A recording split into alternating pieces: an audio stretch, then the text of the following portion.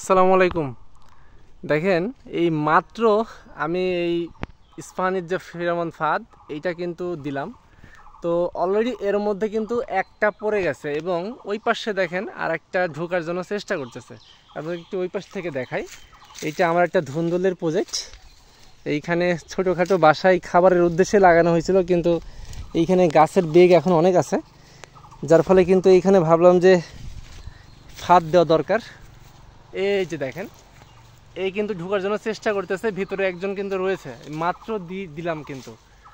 তো ঘন্টাখানেকের মধ্যে আশা করছি এই প্রজেক্টে যতগুলো মাছি আছে সবগুলোই কিন্তু চলে আসবে এর মধ্যে।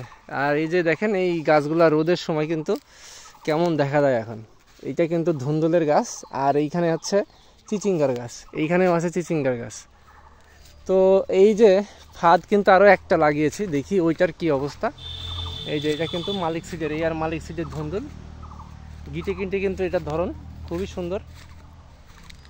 এই যে প্রত্যেকটি গাছে কিন্তু এই যে এরকমভাবে কিন্তু ধুন্দুল ধরে আছে। এটা কিন্তু ফ্ল্যাট মাছা দেওয়া উচিত ছিল, কিন্তু ফ্ল্যাট মাছা দেওয়া হয় নাই। ফ্ল্যাট মাছা দেওয়ার চেষ্টা করা হচ্ছে এখন।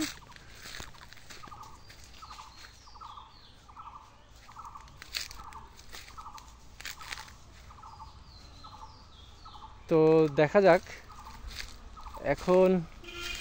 আরেকটা যে আমি ঝুলাই রাখছি ওইটার মধ্যে কোনো মাছি পড়ছে কিনা দেখি। এই যে দেখেন এইটার মধ্যেও কিন্তু মাছি অলরেডি চলে আসছে। এই যে দেখেন মাছি কিন্তু ঢুকলো একটা, এইখানে আরও একটা আছে, এইখানে এই পাশে আরও একটা আছে। এই যে দেখেন, এবং আরও মাছি কিন্তু এই যে চলে আসছে অলরেডি। এরাই কিন্তু আপনার এই যে আরও একটা মাছি আছে, এরাই কিন্তু আপনার প্রজেক্টের এই যে করল্লা গাছগুলো দেখেন, এখানে কিন্তু করল্লাও আছে। এই যে করল্লা আছে, আবার দেখেন এইখানে কিন্তু আমার শশা রয়েছে। এই যে গিটে গিটে কিন্তু শশা চলে আসছে। এই যে এটা কিন্তু আমার কুরবানি ঈদকে টার্গেট করে কিন্তু লাগানো। এই যে দেখেন শশার মাচার কিন্তু অল্প একটু উঠছে, এই যে প্রত্যেকটা কিন্তু শশা চলে আসছে গাছে। এই যে দেখেন। তো আলহামদুলিল্লাহ এইখানে কিন্তু আমার মূলত ধুন্দুলেরই প্রজেক্ট ছিল। তো এইখানে কিন্তু ধুন্দুল এবং শশা, করল্লা, চিচিঙ্গা সবই মিলে কিন্তু করা আছে। একই সঙ্গে কিন্তু তিনোটা ফসলই কিন্তু হয়ে যাচ্ছে। দেখেন এই যে আমার শশার কোয়ালিটিটা দেখেন। এই যে দেখেন আমার শশার কোয়ালিটি দেখেন। এই যে সাদা সুন্দর ধবধবি শশা।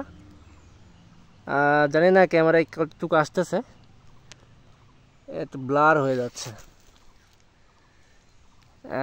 এই যে এবার দেখেন সুন্দর সাদা। তো এগুলা কিন্তু 35 দিনের জাত।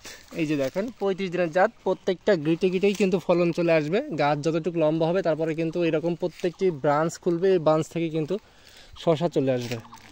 এই যে দেখেন প্রত্যেকটি জায়গায় কিন্তু যে পরাগায়ন হচ্ছে, এগুলো কিন্তু এখন সেট হয়ে যাবে ফল। তো মূলত যারা এই ফেরোমন ফাঁদগুলো নিতে চাচ্ছিলেন আপনাদের প্রজেক্টে, এই যে দেখেন আমার কিন্তু ধুন্দুলে এই যে আলমারা সমস্যা রয়েছে, বেঁকা হয়। তো এই বেঁকাটা হয় কিন্তু বা নষ্ট হয় এই যে আল মারলে।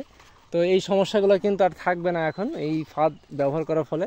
তো যারা এই ফাঁদগুলো নিতে চাচ্ছিলেন তারা কিন্তু নিতে পারবেন এরকম ফাঁদ। এই যে দেখেন বলতে বলতে আরও অনেকগুলো কিন্তু মাছই চলে আসছে। তো এই হচ্ছে এর বিশেষত্ব, যে এটা লাগানো মাত্রই কিন্তু একদিনের মধ্যে আপনার প্রজেক্টে যত রকম ক্ষতিকারক মাছি ছিল তারা কিন্তু এর মধ্যে পড়ে যাবে। তো আপনারা চাইলে কিন্তু এটা আমার কাছ থেকে সংগ্রহ করতে পারবেন।